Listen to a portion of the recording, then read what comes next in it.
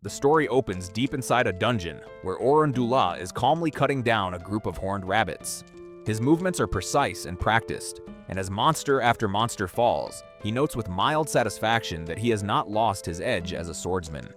Despite the time that has passed, his body still responds exactly as it should. Before he can advance further, a pack of goblins emerges from ahead.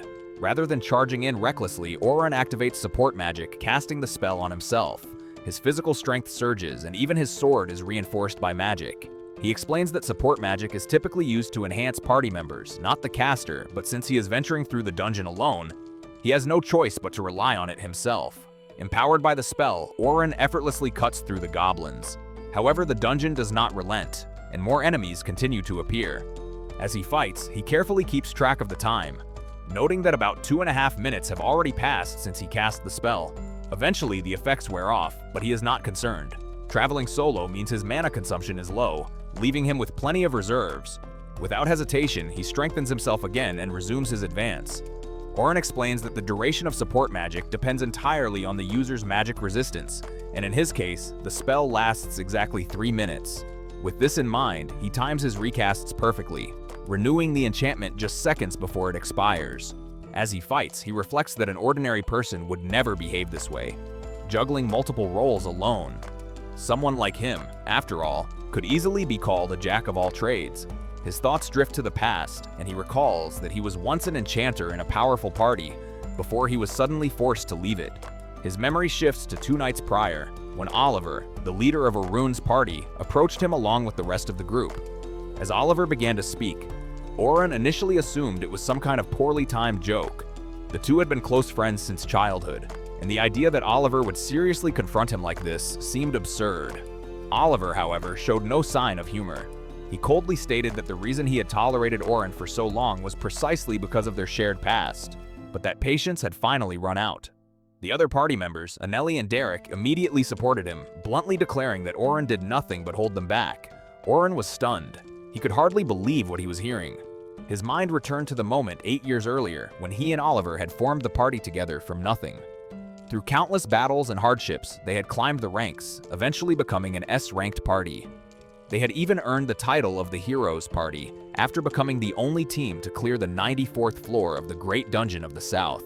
To Orun, being cast out now felt less like losing comrades and more like losing family, like watching children torn away in a bitter divorce. Desperate, he begged for another chance and demanded an explanation. Oliver finally revealed the truth. During a joint raid a few weeks earlier, he had witnessed the overwhelming strength of the enchanters from other S-ranked parties. Compared to them, Orun's abilities seemed painfully lacking. From that moment on, Oliver and the others had concluded that they no longer wanted him on the team. Orun defended himself, arguing that he was originally a swordsman, not a dedicated enchanter. Naturally, he could not compete with specialists. Even so, he reminded them that he had accomplished remarkable feats, developing original magic spells and supporting the party through countless dangerous floors. Derek dismissed his words outright, claiming that Orun had only switched roles because Oliver was the superior swordsman. Orun firmly denied this, stating that he had taken on the role of enchanter because he had the greatest aptitude for it. He insisted that they had survived the deepest dungeon floors precisely because of the unique magic he created. Oliver was unmoved.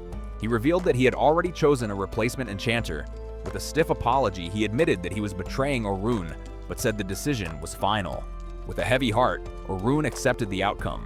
Without another word, he turned and walked away. Just before he could leave completely, Anneli stopped him, venting her frustration one last time. She mocked him cruelly, calling him a jack of all trades, a clown who foolishly believed he could do everything at once. Back in the present, Orun continues fighting his way through the dungeon. He acknowledges that Anneli's words were not entirely wrong. At this very moment, he is acting as both an enchanter and a swordsman.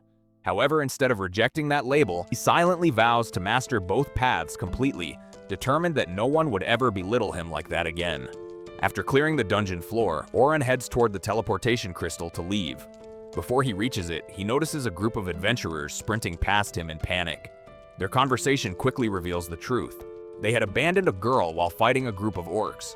Their leader desperately tries to justify his decision, claiming that sacrificing her was unavoidable since she had only joined their party that very day.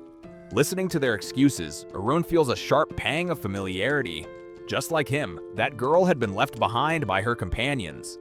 Anger rising within him, Oren confronts the group, harshly criticizing them for hiding behind excuses after condemning someone to die.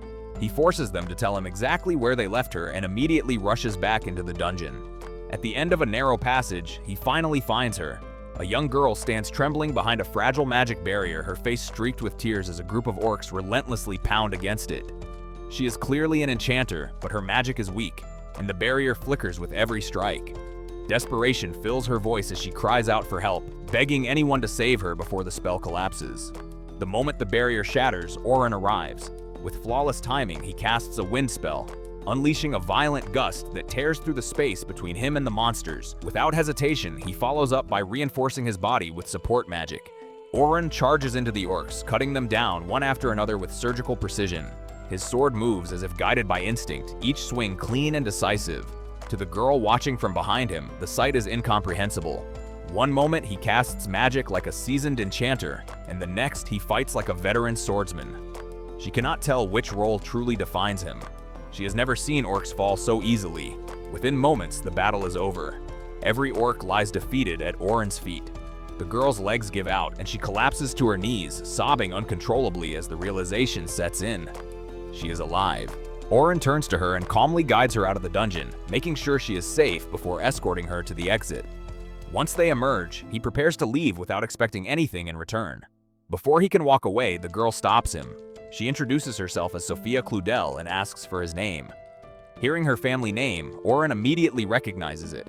After a brief pause, he introduces himself in return. He once again tries to take his leave, but Sophia hurriedly grabs his sleeve, insisting on treating him to dinner as thanks for saving her life. Oren politely refuses, saying it is unnecessary. However, faced with her earnest expression and pleading eyes, he eventually relents and agrees. Sophia leads him to a shop bearing the emblem of a rabbit crest. The moment Oren sees it, he recalls noticing the same symbol earlier on Sophia's cape. From that alone, he becomes certain that she belongs to one of the largest guilds in the region, the Night Sky Silver Rabbits. As they enter the shop, Sophia suddenly spots someone familiar. Inside, her elder sister, Selma Cludel, is seated. Having come for a business meeting, seeing Sophia arrive with a man immediately raises Selma's suspicions. With a sharp tone, she scolds her sister, accusing her of being far too young to be bringing home a boyfriend.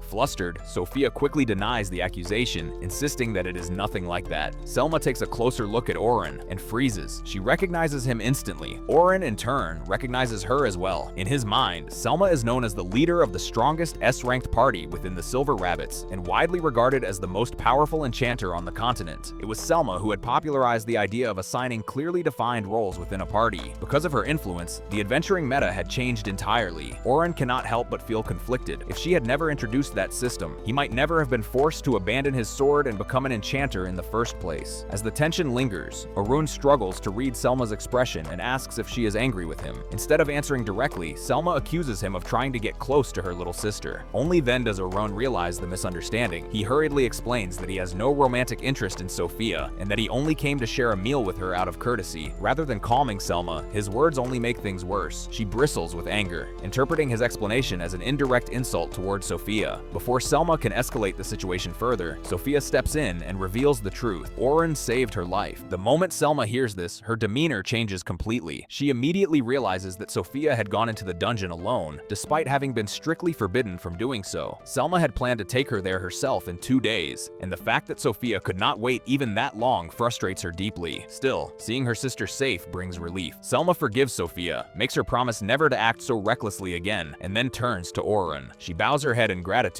sincerely thanking him for saving Sophia and apologizing for her earlier rudeness. The three of them sit down to dinner together, and Selma begins reminiscing about the joint raid from a few weeks earlier. Because both she and Oren served as enchanters during that operation, they had been stationed together. Selma openly admits that Oren's support magic had been incredibly helpful during the raid. Sophia listens in surprise. Until now, she had no idea that her sister even knew Oren. Curious, she asks whether he is someone famous. Selma answers without hesitation. She explains that Oren was once a member of the Heroes Party, though that is no longer the case. When Oren confirms that he was expelled just a few days ago, Selma immediately realizes what that means. He is now a free agent. Seeing an opportunity, Selma wastes no time. She invites Oren to accompany the Silver Rabbits on a training expedition scheduled for the following day. Selma explains that the upcoming training expedition will be led by a group of A-ranked adventurers. Their role will be to guide and train newly recruited members by pushing through the dungeon at an unusually fast pace, clearing as many as 50 floors in a single run. Under normal circumstances, clearing that many floors would take months, but Selma confidently claims that she knows a shortcut that makes it possible. She also admits that the expedition is being rushed due to pressure from the guild's sponsors, who are eager to see tangible results from their investment. At first, Oren listens in silence, but something about her explanation does not sit right with him. After a moment of thought, he voices his suspicion, deducing that the true purpose of the expedition is to rapidly level up the new recruits. Selma's eyes widen slightly in surprise, impressed that he figured it out so quickly. She confirms his assumption. In the dungeon, floor bosses appear every 10 levels, and inexperienced adventurers lack the strength to defeat them on their own. However, if a seasoned veteran handles the bosses for them, the recruits can safely advance deeper and gain experience at an accelerated rate. Selma explains that while she could assist, having another top-ranked adventurer would significantly improve their chances of success. Because of Oren's long experience and accomplishments, she believes he is the perfect candidate for the job. Selma formally asks him to join the expedition, offering generous compensation in return for his help. Her earnest request clearly moves Oren, and for a brief moment, he feels a sense of validation. However, the bitterness left behind by his former party quickly resurfaces. The same people who once called him weak and useless had been his closest companions. They had dismissed his magic as inferior and cast him aside without hesitation. Remembering this, Oren tightens his grip on his cup and quietly shakes his head. He explains that he no longer wishes to be an enchanter. The role had been forced upon him, and he is tired of being judged by standards that were never truly his own. For that reason, he reluctantly declines Selma's offer. Before Selma can respond, Sophia leans forward, her expression filled with anxiety. With tears threatening to spill from her eyes, she begs Orun to reconsider, saying that she truly needs him there. Faced with her sincere plea, Oren hesitates. In the end, he does not give them a definitive answer. Instead, he tells them that he will think it over. However, he makes one thing clear. If he agrees to join the expedition, he will do so only as a swordsman. Selma is taken aback by this declaration. Until now, she had never known that Oren was originally a swordsman. Even so, she accepts his condition, reasoning that if things take a turn for the worse, he can always return to his role as an enchanter if necessary. She instructs him to come to the Silver Rabbits Guild headquarters the next morning if he decides to participate. With that, the discussion comes to an end, and Orun takes his leave. After parting ways with the sisters, Oren makes his way to a small, familiar shop owned by an elderly man. The old man welcomes him warmly and pours him a cup of tea, casually asking how his day went. During their conversation, the old man thanks Orun for previously advertising his shop,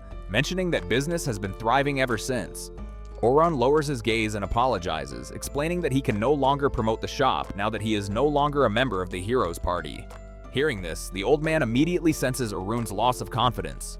With a gentle smile, he reassures him that titles and affiliations do not define who he is. Regardless of what others call him, Orun is still the same person who has always helped people without expecting anything in return. He encourages Orun to stop living according to others' expectations and instead live for himself, choosing his own path while continuing to help those in need. The old man's words strike Orun deeply. His throat tightens with emotion, and with a trembling voice, he sincerely thanks him. The next morning, Orun arrives at the Silver Rabbits Guild headquarters just as the sun begins to rise. Standing at the front gate is Selma, who appears to have been waiting for him. She greets him with visible relief, clearly happy that he decided to come. She also remarks that he looks far more energetic than he did the previous day. Orun admits that he feels strangely at ease. Being removed from the Heroes Party, painful as it was, has also freed him from expectations that were never truly his. For the first time in a long while, he feels eager to see where his journey will lead next.